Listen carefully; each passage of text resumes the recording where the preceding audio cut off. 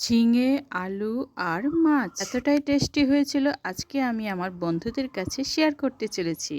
তো টেস্টি রান্না আমিও রাঁধতে পারি যদি আমি মন থেকে রান্না করি। চলো বন্ধুরা, এখন আমি কেমন করে রান্না করেছি সেটাই আমি অনেক সুন্দর করে বর্ণনা দিব। আজকে আমি মাছগুলো এতটা বড় বড় পিস করিনি, অনেকগুলো মাছ ছিল না, ছিল সামান্য পরিমাণে ৩-৪ পিস মাছ, আর এগুলো একটু দু টুকরো করে কেটে মাছের পরিমাণটা একটু বাড়িয়েছি। মাছটা আমি বড় বড় পিসগুলো 2 পিস করে কেটে নিয়েছি, তাতে আমার মাছগুলো অনেক বেশি দেখাচ্ছে। আসলে বড় বড় করে পিস করলে হয় কি, মাছগুলোর টেস্ট অনেকটাই কমে যায় আর তরকারিটির স্বাদও কম হয়ে যায়। আর একটু ছোট করে পিস করলে তরকারির স্বাদ আর ঝোলটাও খেতে খুব টেস্টি হয়।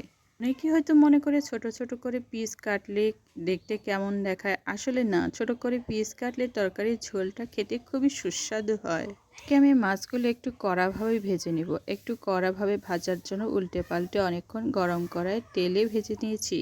ও আজকে তো কি মাছ নিয়েছি সেটাই তো বলা হয়নি। আজকে যে মাছটা নিয়েছি সেটা হচ্ছে বিশাল বড় সিলভার কাপ মাছ ছিল। ছোট সিলভার কাপ মাছগুলো খেতে এতটা টেস্টি হয় না, কিন্তু বড় মাছে একটু বেশি পরিমাণে তেল থাকে আর সেগুলো খেতেও অনেক মজা হয়। এর চুলাটা আমি ঠিক অন্য জায়গায় বসিয়েছি, আরেকটু আগে অন্য আরেক জায়গায় বসিয়েছিলাম, দেখলাম চুলায় আলো একটু কম আসছে। আলো কম আসার কারণে আমি চুলাটা আরেকটু জানালার কাছে নিয়ে গেলাম, আর দেখতেও এখন খুব ভালো লাগছে, আলুর পরিমাণটা আরেকটু বেড়ে গেছে। আসলে এই রান্নার ভিডিওগুলো করতে হলে যেখানে আলুর পরিমাণ একটু বেশি থাকে সেখানে ভিডিওটা করে নিলে ভালো হয়, আর এমন জায়গা করলে একটু ভিডিওটাও সুন্দর দেখায়। এখানে অস্পষ্ট আলু, সেখানে যদি আমি ভিডিওটা করি তাহলে আমার বন্ধুরা আমার রান্না দেখতেই পাবে না, যার কারণে আমি আমার চুলাটা একটু ঘুরিয়ে নিয়েছি সামনের দিকে, একবারে জানালার কাছে। এখন খুব পরিষ্কার দেখাচ্ছে, দেখতেও ভালো দেখাচ্ছে, আমার ভিডিওটাও এখন সুন্দর হয়ে যাবে নিশ্চয়ই। সত্যি কথা বলতে কি, দিনের আলোয় এইবার থেকে আমি ভিডিওগুলো শ্যুট করে নেব, দেখতে যাতে আরও ভালো দেখায়।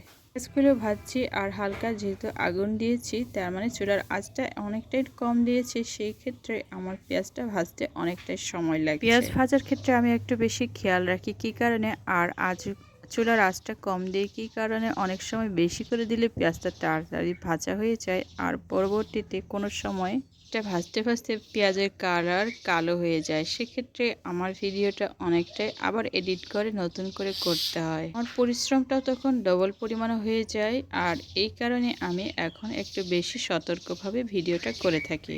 গতবার যে এমন পরিশ্রম করেছি সে কথা তো আর এখন আমি নাইবা বললাম, কারণ পরিশ্রমের কথা বললে আর কি হবে, আমার ভিডিওটা সুন্দর তো অবশ্যই করতে হবে।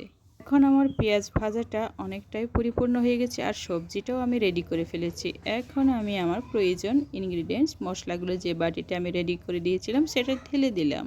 না, শুরুতে আসলটাই যদি পেঁয়াজটাই আমার খুব সুন্দর করে ভাজা হয়ে যায় বাদামি কালার করে, তাহলে রান্নাটা খুব টেস্টি হয়। আসল মজাটা কিন্তু এই শুরুতেই থেকে গেছে। রান্নার শুরুটা যদি মুখরোচক হয় তাহলে শেষ পর্যন্ত সেই টেস্টটা থেকেই যায়। আর এই ঘনত্ব আর এই রান্না সবেমাত্র ঠিক এই মশলা আর পেঁয়াজের কষানিতে।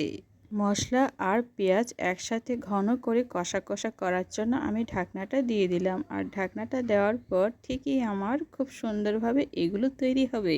প্রত্যেকেই যখন খেতে যায় তখন প্রত্যেকেই ভাবে যেন আমাদের রান্নাটা যাতে আরেকটু মজা হয়, আরেকটু মজা করে আমরা রান্না করে খেতে পারি। তার ক্ষেত্রে অনেকে অনেক কথা বলে, আমিও আমার মতো করে বলি, আর এটা হচ্ছে আমার স্টাইল, আমার রান্নাঘর। জীবনের প্রয়োজনে অনেক কিছুই শিখেছি, অনেক কিছু বলতেও শিখেছি, আর সব থেকে বলতে শিখেছি এখন না কথা, অনেক শব্দে অনেকভাবে অনেক গুছিয়ে সুন্দর করে বলতে শিখেছি। এই না কথা বলার জন্য অনেকটাই সাহসের প্রয়োজন আর দৃঢ়তার প্রয়োজন। প্রথমে প্রথমে আমি না কথা শব্দটি বলতেই পারতাম না, এতটা কষ্ট হতো আর এতটা সংবরণ করে চলতাম যে আমার মুখ দিয়ে বেরই হতো না। সব কিছুই যদি হাসি মুখে বরণ করা যায় তাহলে তো ভালোই ছিল, আর জয় করার কোনো সাহসিকতাই প্রয়োজন হতো না। রান্না করতে করতে অনেকটাই কেমন জানি মনে পড়লো অনেক আগেকার দিনের কথা। দেখেছি আমি যখনই ভালো কিছু করার চেষ্টা করছি, আমার খুব কাছের থেকে সবসময় আমাকে বাধা দেওয়ার চেষ্টা করেছে।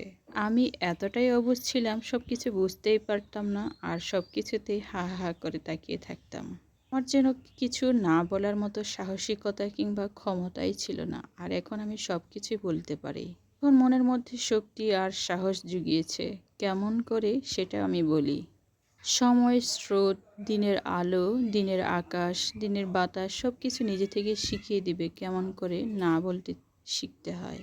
তো পরিশ্রম করলেই হবে না, সঠিক পরিশ্রম করা জানতে হবে, সঠিকভাবে এগিয়ে আসতে হবে, তাহলে জীবনে আসল সফলতা অবশ্যই সম্ভব। মশলাগুলো ভালোভাবে কষিয়ে নেওয়ার পর এখন আমি আমার সবজিটা, তার মানে আমার ঝিঙে সবজিটা দিয়ে দিলাম।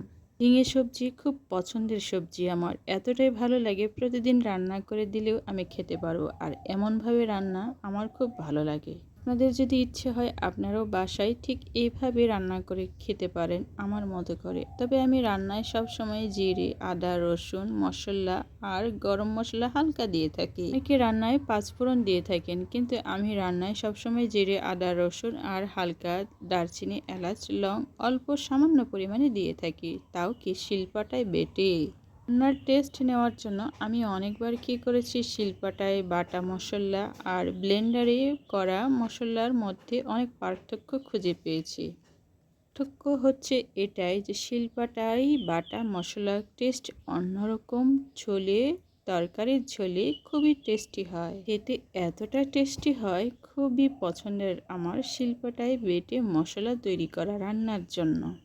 আমি আমার প্রিয় সবজি ঝিঙে, আলু, মাছ তো আমি ভেজেই নিয়েছি, আর ঝিঙে আর আলু ভালো করে কষা কষা করে কষিয়ে নিয়ে পানিও দিয়ে দিয়েছি। এবার আমি আমার সবজিতে প্রয়োজন মতো করে পানি দেব ঝোল খাওয়ার জন্য। এটা কিন্তু একবারে কষা কষা করে শুকনো করে রান্না করব না, হালকা তো ঝোল অবশ্যই থাকবে।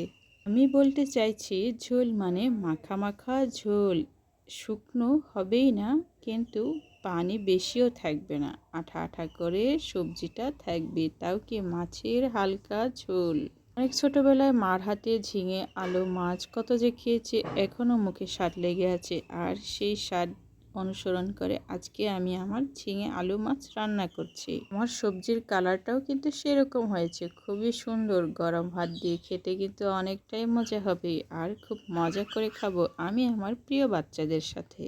সবজির সাথে পানি দিয়ে দিয়েছি ঝোল নেওয়ার জন্য, এখন ঢাকনাটা দিয়ে দিলাম। ঢাকনাটা দিয়ে অপেক্ষায় থাকবো কতক্ষণ এটা আস্তে আস্তে করে ফুটবে আর আমার সবজির তরকারিটা হয়ে যাবে। আমি আমার পছন্দের রান্নাগুলো ঠিক এইভাবেই যত্ন সহকারে করি সব সময়। আমি আমার পরিবারের জন্য সুস্থ খাবারের ব্যবস্থা করতে চাই আমি আমার এই ছোট্ট রান্নাঘর থেকে। আমার পরিবারের সদস্যরা সবসময় ঘরের খাবার পছন্দ করে, বাইরের খাবার সবসময় ওদের অপছন্দের বিষয়।